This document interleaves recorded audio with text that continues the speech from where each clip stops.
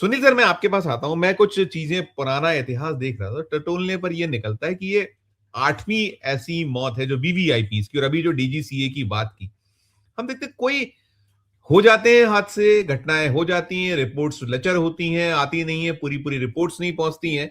कई हैं ऐसे मामले जिसमें यही जिस ये कंपनी का जहाज है, उसी से पिछले साल 2023 में मामला हुआ था।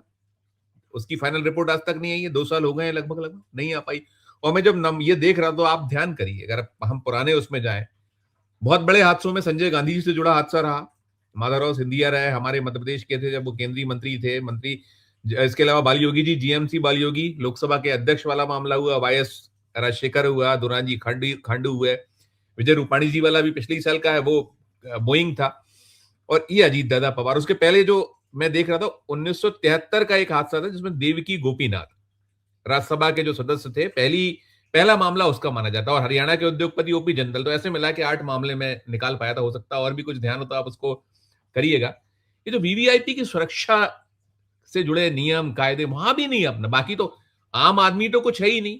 हमारे यहाँ लगातार हादसे होते हैं। और अभी इतना बड़ा हमने भोगा था जब वो किस तरीके से क्राइसिस आया था इंडिगो वाला, सब ढाक के 3 पात है, आज भी चल रहा है। अभी भी जब चाहे तो फ्लाइट कैंसिल कर देते हैं किसी भी नाम पे और हो जाता है। तो ये कैसे आज ये जो ये लचरता है और फिर बाद में लकीरें पीटना, सब पर आपका एक व्यूज। धन्यवाद संजीव जी। नहीं, अजीत दादा पवार का निधन एक दुखद खबर है, हमें उनको श्रद्धांजलि देनी चाहिए। देखिए, अभी तत्काल जो बात ममता बनर्जी ने कही वो सबके मन में है कि जो राजनीतिक परिस्थितियां हैं, जिस वातावरण में उसकी दुर्घटना घटी है, उसको लेकर के संशय तो पैदा होता ही है। लेकिन ये भी है कि जो दोनों पायलट हैं, जो क्रू के मेंबर हैं, वो इसमें क्यों शामिल हो जाएंगे? यंग लड़के दोनों, एक उसमें पायलट तो कोई पाठक करके लड़की है, दोनों के दोनों यंग लड़के हैं। जो क्रू मेंबर है वो तो हमारे उत्तर प्रदेश की रहने वाली है। 5 मौतें हैं, 5 हैं। हाँ, 5 मौतें। जो क्रू मेंबर है वो तुम्हारे उत्तर प्रदेश की रहने वाली है, तो अटेंडेंट जिसको कहते हैं। तो ये भी क्यों शामिल हो जाएंगे? खैर, लेकिन साजिश तो साजिश होती है। जो कंपनी है, इस कंपनी को मैंने जो इन उड़ानों की गुणवत्ता और सुरक्षा को सुनिश्चित करने की जिम्मेदारी जिन लोगों के पास है, पनिश उनको किया जाना चाहिए। इस कंपनी के खिलाफ ढेर सारी शिकायतें हैं। इस कंपनी के जो हेलीकॉप्टर और जहाज हैं, उनको लेकर के तमाम तरह की शिकायतें रही हैं कि इसने गुणवत्ता उसने मेंटेन नहीं की और सुरक्षा के मानकों का पालन नहीं किया। क्या कर रहे थे लोग? क्यों इस तरह के जहाजों को उड़ने की अनुमति देते हैं? ये आपने खानू साहब का उदाहरण दिया। खानू साहब का जो निधन हुआ था इससे हेलीकॉप्टर क्रैश करने में, अब चारों तरफ एकदम कोहरा है, जो पहाड़ियां हैं उसमें क्यों उड़ा दिया आपने भाई? क्यों उड़ने दिया? किसने क्लियरेंस दी? क्यों दी? तो इन जो लोग इन जहाजों को, हेलीकॉप्टरों को संचालित करने के लिए उनके सुरक्षा के मानकों की देखरेख की जिम्मेदारी जिनके ऊपर है, उनको सबसे पहले दंडित करने का। अब जो अहमदाबाद की घटना हुई, आज तक नहीं पता चल पा रहा है। कोई पायलटों को जिम्मेदार ठहरा दे रहा है, कोई जहाज को जिम्मेदार ठहरा रहा है, कोई इंजीनियर्स को जिम्मेदार ठहरा रहा है, कोई कंपनी को। सुनिए सर, आज भी हुआ था। आज देखिए, आज सुबह सुबह उस कंपनी का आया था कि बड़ा कोहरा था वहां। क्यों गए भाई? अहमदाबाद की बात करें तो अहमदाबाद में आया था, पहले ही कह दिया था केंद्रीय गृह मंत्री जी ने कि हादसा है, होते ही कह दिया था। तो ये जो चीजें हैं, इससे और कहीं बढ़ावा मिलता है। इससे बिल्कुल ये संदेह पैदा होता है। लेकिन ये जरूर है कि अजीत दादा पवार के निधन से एनसीपी की राजनीति में खालीपन आ गया। और जो बात हो रही कि अजीत दादा पवार की मजबूती से भारतीय जनता पार्टी के सामने तो चुनौती थी कि भारतीय जनता पार्टी अकेले अपने बूते पे वह राजनीतिक ताकत नहीं जुटा पा रहे थे महाराष्ट्र में, जिसका वो सपना देख रहे थे। चाहे अजीत दादा पवार हो और चाहे शिंदे साहब हो, इन दोनों के सहारे के अलावा बीजेपी को के चलने का कोई रास्ता नहीं था। ऐसे में उनका दुखद निधन निश्चित रूप से एनसीपी की राजनीति में एक खालीपन पैदा किया। सुप्रिया सुले शरद पवार के उत्तराधिकारी हो जाएंगी, मुझे इसमें संदेह लगता है। क्योंकि पूरे अपने राजनीतिक काल में जब एकदम शरद पवार साहब की बहुत सक्रियता थी, उस समय भी उनके उत्तराधिकारी अजित पवार ही माने जाते रहे। उसके पार्टी का rank and file Ajit Pawar के साथ ही खड़ा रहा। तो वो कोई विकल्प बन पाएंगे सुप्रिया सुले, इसमें मुझे संदेह है, क्योंकि जो पार्टी का संगठन है वो उनके चलाने का बूते का नहीं है, और शरद पवार अपनी उम्र के कारण बाध्य हैं। ये जो अभी जो चुनाव हुआ है लोकल बॉडीज का, उसमें उनकी स्थिति आप देख रही है। तो एनसीपी को लीड कौन करेगा, या एनसीपी समाप्त हो जाएगी या वो कांग्रेस में जाकर के मर्ज कर जाएगी, ये बड़ा सवाल पैदा हो गया। निश्चित रूप से इस घटना की गंभीरता से जांच होनी चाहिए। अगर कोहरा था तो क्यों उड़ा दिया भाई आपने, किसने उड़ने की इजाजत दी?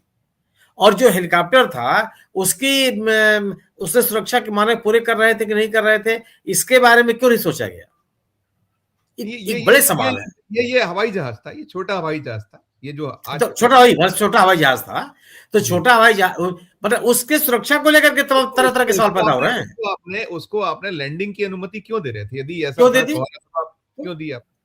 और उसमें आ रहा है अलग अलग, हमें दिख रहा है, हम उतर रहे हैं, और फिर आप कंपनी का ये कहना, ये कई शंकाएं और पैदा होती हैं कि, और फिर आप लापरवाही दिखती है सीधे सीधे, कहीं ना कहीं आपकी लापरवाही है। बिल्कुल लापरवाही। अगर मौसम ठीक नहीं था, अगर जो विमान था वो उड़ने लायक नहीं था, उसमें कुछ कमियां थी, अगर जो बाकी जो सुरक्षा के मानक थे उनको पूरा नहीं किया गया था, इसको इंश्योर नहीं किया गया था, तो क्यों उड़ने दिया गया?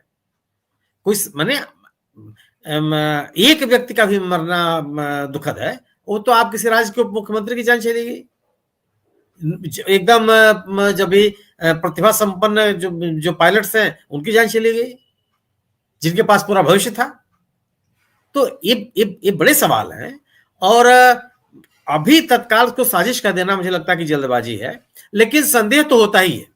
आपने जितने आप किसी का जवाब नहीं आया, बिपिन रावत साहब का, आपने कई लोग हमारे जो श्रोता हैं वो नाम ले रहे हैं, और गोपीनाथ मुंडे साहब के तो सड़क दुर्घटना में मृत्यु, आज भी तरह तरह के सवाल पूछे जाते हैं। और सरकार आपकी है, और ये सरकार ही पूरी गंभीरता से उसकी जांच की रिपोर्ट सामने नहीं लाती। भाई किसी भी गैर भाजपा सरकार होती तो कहा जाता है कि जांच नहीं हो रही है, तो भारतीय जनता पार्टी की सरकार है, एक एक रेसा साफ हो जाना चाहिए था कि गोपीनाथ मुंडे जी की स्थिति को किन हालात में दुर्घटना घटी। लोगों में तरह तरह के सवाल है। उसी तरह से ये भी है कि आखिर अगर विपरीत मौसम था तो उड़ने ही क्यों दिया गया, और लैंडिंग की जगह पर अगर सुविधा थी तो उतरने की इजाजत क्यों दी गई? आसपास ढेर सारे वहां पे बारामती से नहीं हो सकते, तो आप उतार दीजिए पुणे में, आप सतारा में उतार दीजिए, और वहां भी तो हवाई अड्डे हैं, वापस बुला लीजिए मुंबई, जहां से उड़ के गए थे वो। कोई बहुत 7-8 घंटे की उड़ान थोड़े है कि नहीं भाई, नहीं उतरने की जगह आप वापस आइए। लेकिन आप इजाजत क्यों देते हैं? आप ये भी नहीं कर सकते कि जो वीवीआईपी है उसके दबाव में आपने उतार दिया। क्यों मान लिया आपने वीवीआईपी की बात? आप क्यों उतरने दे रहे हैं? तो पूरे के पूरे उड़ान की सिविल एविएशन के क्षेत्र में जो सुरक्षा के मानकों की अनदेखी, ऐसे कंपनियों का सक्रिय होना जो सुरक्षा मानकों का पूरी तरह से पालन नहीं कर रहे हैं, वो जो विनियमन वाली संस्थाएं हैं जो सुरक्षा के उपायों की हो रही अनदेखी के प्रति सतर्क नहीं है, ये सभी चीजें विचारणीय है। इन सबकी व्यापक जांच होनी चाहिए, अन्यथा ये जो साजिश वाला पक्ष है जिसकी बात ममता बनर्जी कर रही हैं, इन लोगों के मन में और मजबूत होता जाएगा। जैसी गुप है, आप यूजीसी का बिल ही आप ले लीजिए, यूजीसी के बिल की क्या जरूरत थी? और अगर आप उसको ठीक ही करना चाहते थे 2012 वाला जो कानून है, तो उसको आप इस तरीके से सभी स्टेक होल्डर से बात करके एक ऐसा कानून लाते जिसमें इस तरह की कोई नाराजगी नहीं होती। मैं तो उस कानून को और उस कानून के खिलाफ चल रही इस आंदोलन को पूरे को पराजित मानता हूं। ये भारतीय जनता पार्टी का पराजित कार्यक्रम है, ओबीसी को अपनी तरफ आकर्षित करने के लिए। भारतीय जनता पार्टी कोई शिक्षण संस्थानों में समानता के स्थिति पैदा करना चाहती हो, मैं इसको स्वीकार करने के लिए तैयार नहीं हूं। इसकी वजह यह मानता हूं कि पिछले 1 दशक में जब से सरकार सत्ता में है, इसने क्वालिटी एजुकेशन के लिए कोई प्रयास नहीं किया, और आज समानता की बात करने लगी है। उसी तरह से जितने मुद्दे हैं वो मुद्दों को जानबूझ से खड़ा किया जा रहा है। जो आज का अभिभाषण था, आप सोचिए कि देश और दुनिया के सामने इतने बड़े बड़े क्राइसिस है, इतने बड़े बड़े मुद्दे हैं, किसी एक पर भी टिप्पणी की हो राष्ट्रपति जी के अभिभाषण में कहा गया हो? हर चीज, देश भर के लोग चिंतित हैं एसआईआर में मताधिकार से वंचित होने को लेकर के, उस पर कोई साफगोई आपकी नहीं है। विपक्ष उस विषय में बात करना चाहता है, कोई बात करने के लिए नहीं तैयार है आप। देश के आर्थिक हित एकदम पूरी तरह से दांव पे लगा हुआ है। रोज बरोज रुपए का अवमूल्यन होता चला जा रहा है, उसकी कीमत घटती चली जा रही है, आप कुछ ही बोलने के लिए तैयार नहीं है। जो निर्यात की स्थिति है वो कमजोर होती चली जा रही है, कुछ ही बोलने के लिए तैयार नहीं है। यूरोपियन यूनियन से जो समझौता करने की बात की जा रही है, यह भी एक खाली ढोल बजाया जा रहा है। भाई अभी तो सहमति बनी है ना, समझौता तो हुआ नहीं। और जब समझौता होगा भी तो जिस तरह की छूटों की बात की जा रही है वो स्टेप बाय स्टेप लागू होंगे, कितने साल में लागू होंगे इससे कोई बात नहीं कर रहा है। और दूसरी चीज कि इसी समझौते को, यही सहमति को बनाने में सरकार 10 साल तक सोती रही। यह तो बातचीत यूरोपियन यूनियन से 2012 में स्थगित हो गई थी, 14 से में सरकार आ गई सत्ता में, 14 से लेकर 26 तक 12 साल तक आपको पता ही नहीं चल रहा था कि कुछ समझौता होना चाहिए। और जब यूरोपियन यूनियन से समझौते की बात तत्कालीन 2007 में कार्यक्रम शुरू हुआ था, जब मनमोहन सिंह जी की सरकार थी, यूपीए 1 यूपीए 2 जी, 2012 में 2013 में भारतीय जनता पार्टी ने उस समझौते के खिलाफ में वक्तव्य दिए थे। सब ये केवल और केवल एक पाखंड है, कोई गंभीरता नहीं है। और ऐसा नहीं है कि ये सरकार किसी भी फ्रंट पर जिस किसी अंतरराष्ट्रीय संबंधों को लेकर के जो तनाव चल रहा है, ये अमेरिका का जो दबाव है, पड़ोसी देशों के साथ संबंध है, अंतरराष्ट्रीय स्तर पर ग्रीनलैंड को लेकर के अमेरिकी बयानबाजी है, ऐसे कितने मसले हैं जिस पे कोई ना कोई बात सरकार की ओर से होनी चाहिए। देश के भीतर इस तरह के सवाल है, लड़के आंदोलित हैं, इसमें कोई बात नहीं होनी चाहिए थी क्या? एक आश्वासन नहीं मिलना चाहिए था कि जो आपके मन में आशंकाएं हैं उनको दूर किया जाएगा, आपको वार्ता की जाएगी और आपको सड़क पर उतरने की कोई जरूरत नहीं है। एक भी शिक्षण संस्था आप नहीं बना पाए पिछले एक दशक में जिसको दुनिया के पैमाने पर माना जाए कि बहुत बढ़िया, बहुत शानदार शिक्षण संस्था बनी है। जो महत्वपूर्ण शिक्षण संस्थान है, जेएनयू और तमाम वैज्ञानिक शोध संस्थान, उसको आप कमजोर करने में लगे हुए हैं। तो राष्ट्रपति जी के अभिभाषण को सुन करके मुझे बड़ा कोई उत्साह नहीं वर्धन हुआ। मुझे कतई नहीं लगा कि सरकार राष्ट्रीय, अंतरराष्ट्रीय, देश के भीतर, देश के बाहर जो सवाल हैं उन पे कोई बहस करने के लिए तैयार हो। मैं ये स्वीकार करने के लिए तैयार नहीं हूं कि असहमति को सुनने के लिए तैयार है और विपक्ष से कोई संवाद करने के लिए तैयार है। और अगर आप विपक्ष को से संवाद नहीं करते, असहमति को सुनते नहीं, असहमति को सुन करके आप संशोधन के लिए तैयार नहीं होते, तो आप लोकतांत्रिक व्यक्ति नहीं है। बिल्कुल बिल्कुल। बिलाल सर क्या कहिएगा, ये जो अभिभाषण पे आपका क्या ऑब्जर्वेशन क्या है? जो मैंने पूछा, सम अप एक नोट होगा आपका कि यही है कि जो हमको करना है वो कर लें और ये हल्ला गुल्ला और इस तरीके के इश्यूज खड़े करके जो मूल विषय है उसको टाल दीजिए और हो जाएगा, निकल जाएगा ये सत्र।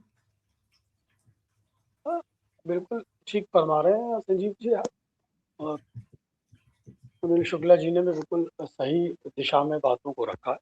फैक्ट तो यही है, क्योंकि राष्ट्रपति अभिभाषण में तो जो उसका जो दृष्टिकोण होता है वो ये होता है कि सरकार की नीतिगत जो दिशा होती है उसको वो उसमें उसकी अभिव्यक्ति की झलक नजर आती है, और उसमें विपक्ष के जो मुद्दे होते हैं उसमें उसकी समावेशिता होती है ताकि फ्लोर मैनेजमेंट में कोई प्रॉब्लम ना आए।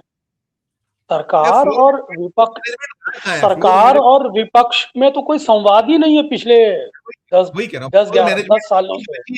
फ्लोर मैनेजमेंट जैसी चीज बची है क्या आप, लगता है आपको? अब तो लंबा आपका अनुभव। हाँ, मैं वही तो मैं कह रहा हूँ, तो सरकार में और विपक्ष में तो कोई संवाद ही नहीं है, और अगर संवाद होता तो उसकी अभिव्यक्ति भाषण में नजर भी आती है कि विपक्ष के जो ग्रीवेंसेस हैं देश को लेकर, राष्ट्र को लेकर, सरकार को लेकर, जनता को लेकर उसकी समावेशिता उसमें नजर आती है। टकराव की स्थिति दिन पर दिन बढ़ती जा रही है, और इस टकराव की स्थिति में जो पार्लियामेंट की जो गरिमा है वो दांव पे लगी हुई है, लोकतंत्र की दांव पे लगी हुई है। जो चर्चाएं हैं वो मुद्दों पर जिस तरह से देश के अंदर हुआ करती थी, अब वो चर्चाएं देखने को नहीं मिल रही। सरकार अपनी टर्म्स पर चर्चा चाहती है, अपनी टर्म्स एंड कंडीशन पर ही जो विपक्ष के नोटिस है उनको स्वीकार करना चाहते। तो विपक्ष इसीलिए हो हल्ला करता है, सदन में हंगामा होता है, एडजॉर्नमेंट नोटिस आते हैं, एडजॉर्न होते हैं, सत्र एक तरह से जो जनता के पैसे से चलता है उसका हास होता है। चाहे वो असम का मसला हो, पश्चिम बंगाल का मसला, उत्तर प्रदेश का मसला हो, जो SIR के मुद्दे जो बहुत ज़्यादा प्रासंगिक हैं, और मनरेगा जो जी राम जी का इशू है जिसको ऑफिशियल कांग्रेस टेकअप करना चाहती है, क्या उस पर आपको लगता है सरकार एक शांतिपूर्ण माहौल में चर्चा करा लेगी? ऐसी तो उम्मीद विपक्ष को भी नहीं है। ने उसको तो लेके कह दिया जी राम जी को, नहीं जी राम जी को तो कह दिया हम बैकफुट पे नहीं जाएंगे, अब आ चुके, आगे आ चुके, अब पीछे थोड़ी लौटेंगे, उन्होंने साफ मना कर दिया, क्लियर है, जो अभी का प्रस्ताव कहां मान रहे हैं, पेपर का कोई प्रस्ताव नहीं। हाँ, तो यही मैं कह रहा हूं।